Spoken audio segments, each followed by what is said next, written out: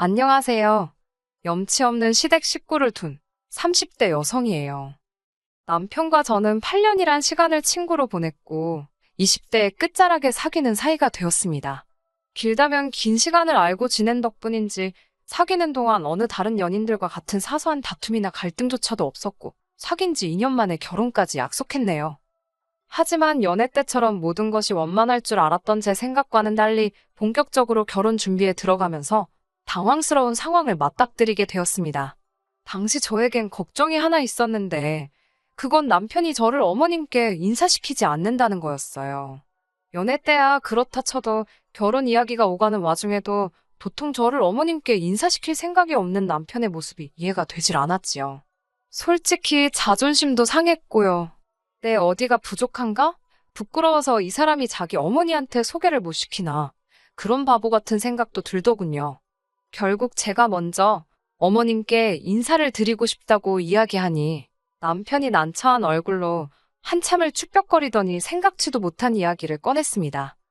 남편이 말하기를 이미 자기가 어머님께 몇 차례고 만나고 있는 여자를 소개시키고 싶다 말씀드렸었대요. 하지만 어머님께서 어지간히 뜨뜻미지근하게 반응을 보이셨던 모양입니다. 남편 말로는 자기는 그런 반응에 익숙하대요. 남편이 어렸을 때부터 어머님께선 큰아들, 그러니까 아주버님의 일이 아니면 크게 관심을 주지 않으셨다면서요. 남편에게 3살 터울의 형이 있다는 사실은 진작에 알고 있었습니다. 하지만 제 앞에서 한 번도 아주버님에 관한 이야기를 한 적이 없었기에 막연히 형제간 사이가 안 좋은가 지레 짐작만 하고 있었지요. 남편이 한풀이하듯 털어놓은 바에 따르면 남편과 아주버님의 생일은 보름 정도 차이가 나거든요. 그런데 남편 말이 자기는 어려서 한 번도 자기 생일에 생일상을 받아본 적이 없답니다. 늘 아주버님 생일에 곁다리로 끼워서 축하를 받았다고요. 그렇다 보니 친구 하나 마음껏 초대할 수도 없었다며 어린 마음에 참 서러웠다 하더군요.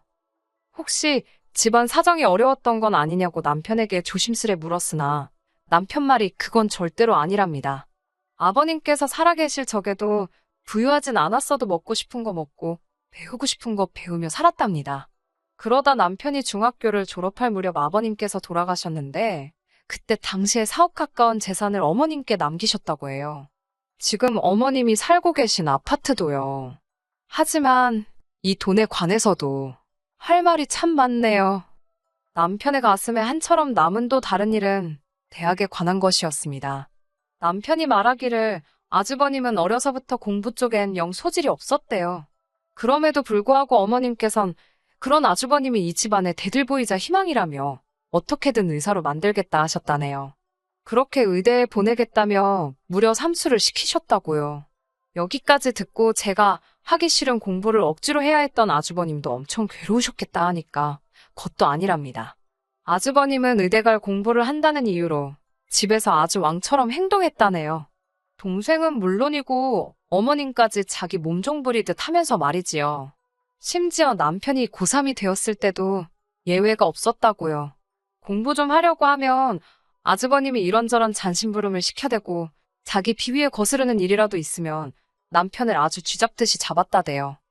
그런 상황에도 불구하고 남편은 대한민국에서 세 손가락 안에 들어가는 대학에 들어갔습니다. 다른 집이라면 얼싸안고 기뻐할 일이었겠지만 남편은 축하한다 말 한마디 들은 게 전부라 했어요. 하지만 남편을 더 힘들게 했던 건 이후로 어머님께선 머리를 싸매고 드러누우셨답니다. 당신 큰아들, 그러니까 아주버님이 얼마나 자존심이 상하고 속상해 하겠냐며. 심지어 남편의 졸업식 날 남편의 고등학교에서 남편 이름으로 플랜카드를 만들어 교문에 걸었는데 그걸 본 어머님이 직접 교장실에 찾아가 저 플랜카드를 당장 떼달라고 하셨답니다. 행여나 아주버님이 오고 가다 보기라도 하면 얼마나 기분이 나쁘겠냐면서요. 사정이 이렇다 보니 남편과 제 사이에 본격적으로 결혼 이야기가 오가기 시작했음에도 불구하고 남편은 통 저를 어머님께 소개할 엄두를 내지 못했던 거예요. 자기가 받은 상처를 저도 받게 되진 않을까 걱정이 되었다면서요. 하지만 오히려 이런 속사정을 듣고 나니 어떻게든 이 남자랑 결혼해서 잘 사는 모습을 보여드려야겠다. 그래서 어머님으로부터 남편이 인정을 받을 수 있게 해줘야겠다. 바보같이 그런 결심을 하게 되더군요. 어찌됐건 거절을 당할 때 당하더라도 제 입장에선 시어머니 되실 분에게 미리 인사를 드리러 가는 게 도리였으니 싫다는 남편을 설득해 연락을 드렸습니다.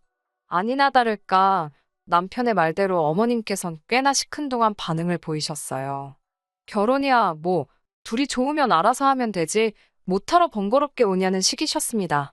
이후로도 두어 번 정도 더 연락을 드렸는데도 어머님께선 계속 그냥 상견례 때 보자는 식이셨고 결국 상견례 당일이 돼서야 저희 친정부모님과 어머님을 모시게 되었습니다. 어머님께서는 다 큰 애들이 알아서 하게 내버려 두자고 말씀하셨고 따로 도움은 못 주신다고 선을 그으셨어요. 저희 친정도 경제적으로 여유가 있던 상황은 아니었기에 그 부분에 있어서는 별다른 이야기가 나오지는 않았고요.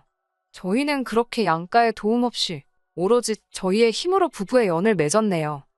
그리고 이후로 지금까지 3년이란 시간이 흘렀습니다.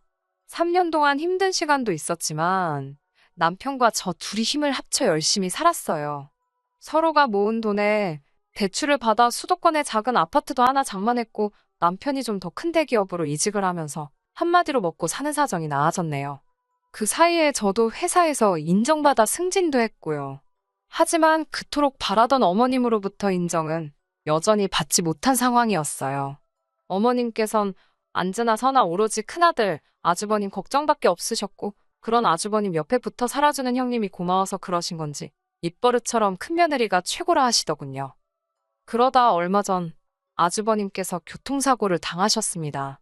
병원에 2주 정도 입원을 해야 하는 상황이었는데 어머님께서 저에게 연락을 해오셨어요. 형님 혼자 아주버님 수발을 드느라 고생을 하고 있으니 저더러 한번 들여다보라는 것이었지요. 참고로 저희 아주버님네는 작은 식당을 운영하고 계셨습니다. 말이 나와서 말인데 그 식당도 어머님께서 차려주신 거예요.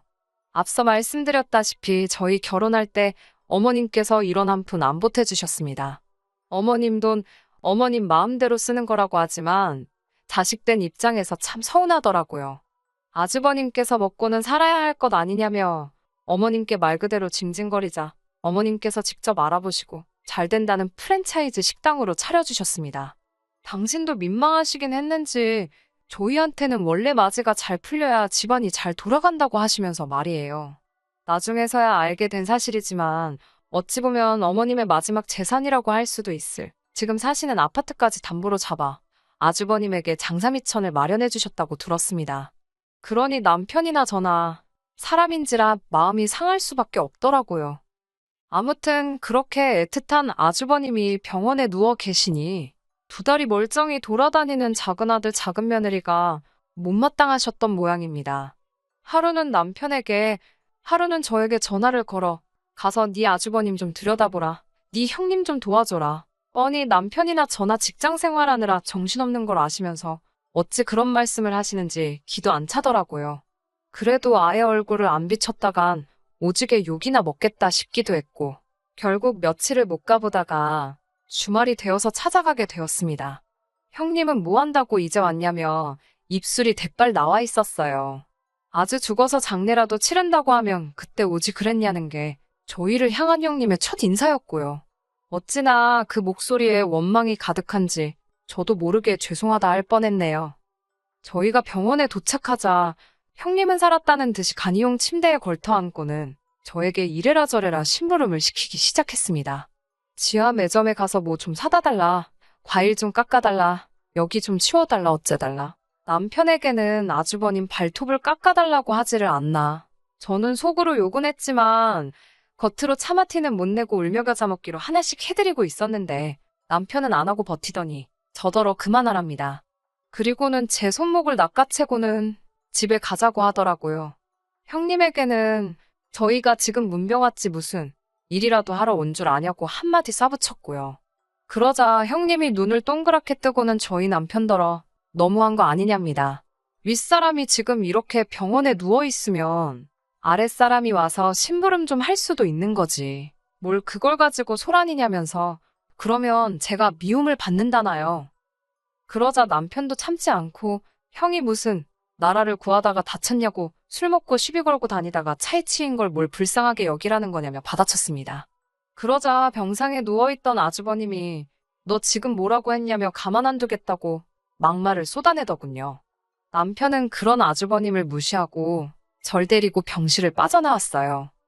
생각지도 못한 남편의 반격이라고 해야 할까요? 아무튼 뒷일이 걱정되긴 했지만 기분이 나쁘지는 않더라고요.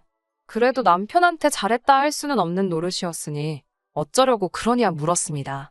남편은 자기도 모르겠다고 하지만 더는 당해주기가 싫더랍니다.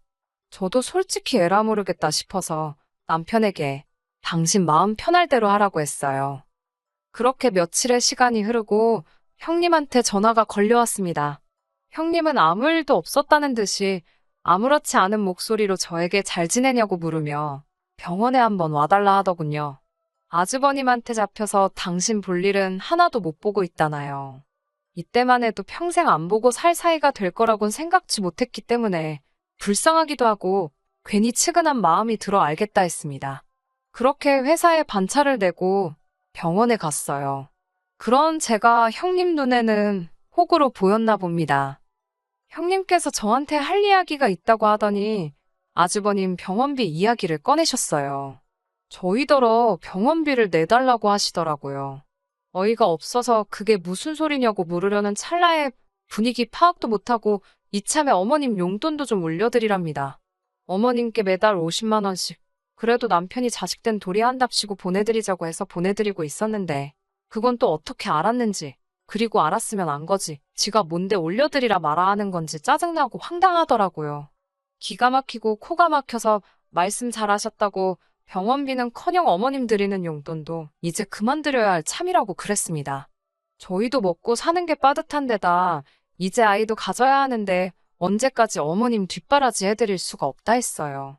그러자 형님께서는 자식된 도리도 모르냐며 아무리 먹고 살기가 힘들어도 굶고 사냐고 것도 아닌데 무슨 용돈을 드리네 못 드리네 그런 소리를 하냐입니다.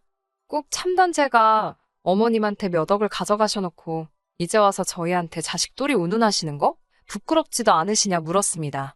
받아다 쓸 때 이런 날이 올 줄 모르셨냐고요. 받아 쓴 자식이 효도도 하는 거 아니겠냐고 저희는 할만치 한 것 같다 했습니다. 그러자 형님이 한다는 소리가 그 재산 자기가 썼냐입니다. 자기 남편이 사업한다고 까먹은 거지 자기는 그 재산 구경도 못했다나요? 이건 뭐 말인지 방군지 말 같지도 않아서 상대해 주기도 싫더라고요. 저는 형님에게 이제 아주버님 일뿐만 아니라 어머님에 관해서도 손 떼겠다고 저희한테 연락하지 마시라 써붙이고 집으로 돌아왔습니다. 남편하고 상의도 없이 내지른 탓에 심장이 벌렁벌렁 하더라고요. 바로 남편에게 전화를 해서 제가 했던 말 그대로 전했습니다. 당신 입장은 미처 생각지도 못하고 너무 화가 나서 속에 있던 말을 그대로 퍼붓고 말았다 하니 남편이 잘했답니다. 저더러 너무 장하다고 잘했다며 그러면서 미안하답니다. 자기가 진작에 정리했어야 하는데 그러질 못했다면서 이제 마음 쓰지 말라고 하더라고요. 남편이 그래도 든든하게 제 편을 들어주니 마음이 한결 홀가분해지더라고요. 그리고 며칠 뒤 아주버님의 퇴원이 예정되어 있던 날이었습니다. 어머님께서 연락을 해오셨는데 받자마자 고함을 치시더라고요. 와서 빨리 병원비를 계산하라나요. 저는 제가 그걸 왜 하냐고 못한다 했습니다. 저희도 먹고 죽을래도 돈이 없다고요. 그러자 어머님께선 남편을 찾으셨습니다. 어차피 스피커폰으로 통화 중이었기 때문에 남편이 옆에서 말씀하시라고 짧게 한마디 하더라고요.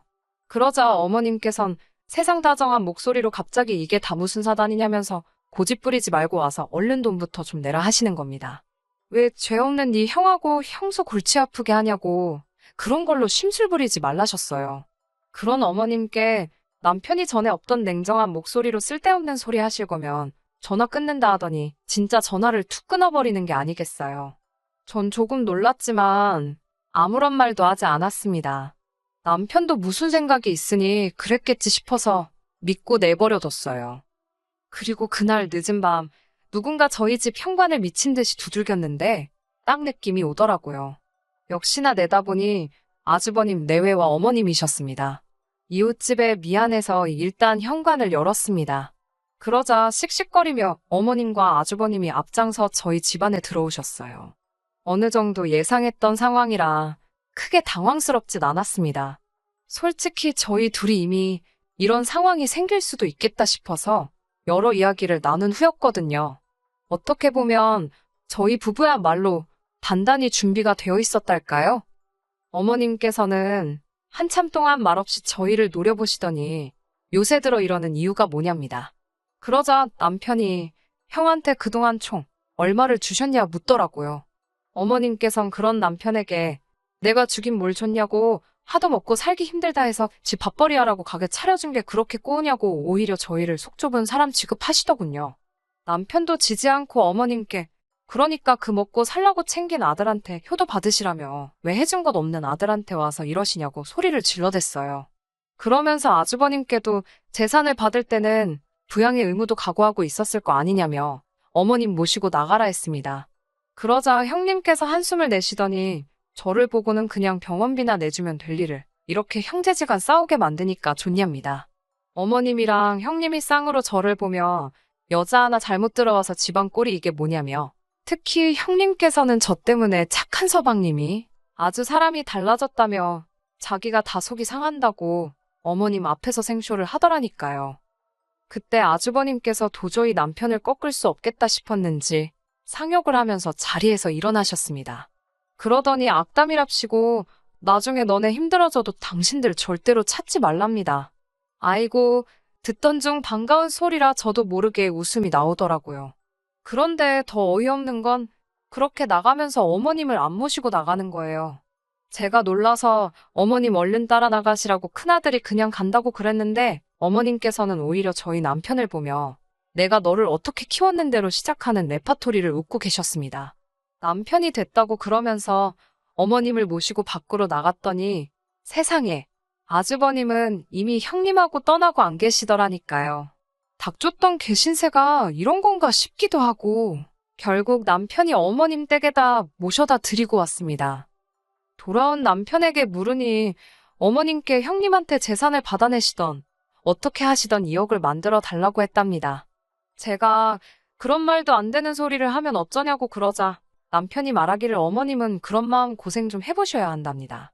평생 자기가 겪은 서름에 비하면 아무것도 아니라면서요. 게다가 어머님께선 당신이 2억이 어디 있냐 하시면서 그러면 이참에 저희 집하고 살림을 합치자 그러시더래요. 당신 집 팔고 나오는 돈은 저희 다 갖고요. 하지만 저나 남편이나 그 집으로 대출받아 쓰신 것도 알고 여차하면 경매에 넘어갈 판인 것도 알고 있거든요. 남편이 어이가 없어서 그 돈도 그냥 형한테 주고 오래오래 그쪽이랑 행복하게 사시라 그랬다네요.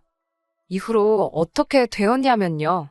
일단 저랑 남편은 전에 없이 평화롭게 잘 지내고 있습니다. 어머님한테서 일주일에 한 번 정도 전화가 오긴 하는데 아예 무시할 순 없어서 받아드리고는 있어요. 받으면 뭐 앓는 소리, 죽는 소리 하시지요. 하도 그러니까 지난번엔 남편이 자꾸 이러면 전화번호도 바꾸고 아예 숨어버릴 거라고 소리를 치대요. 부모 자식 사이니까 평생 안 보고 살 수는 없겠지요. 하지만 적어도 이제 제가 먼저 나서서 두 사람 사이를 어떻게 해줘야겠다라던가 한마디로 별 생각 안 하려고요. 모자지간인 만큼 어떻게 되든 두 사람이 알아서 하게 내버려 둘랍니다. 끝까지 들어주셔서 감사합니다. 오늘의 사연은 여기까지입니다. 구독과 좋아요, 알람 설정 부탁드리고 더 좋은 사연으로 다시 찾아뵙겠습니다. 감사합니다.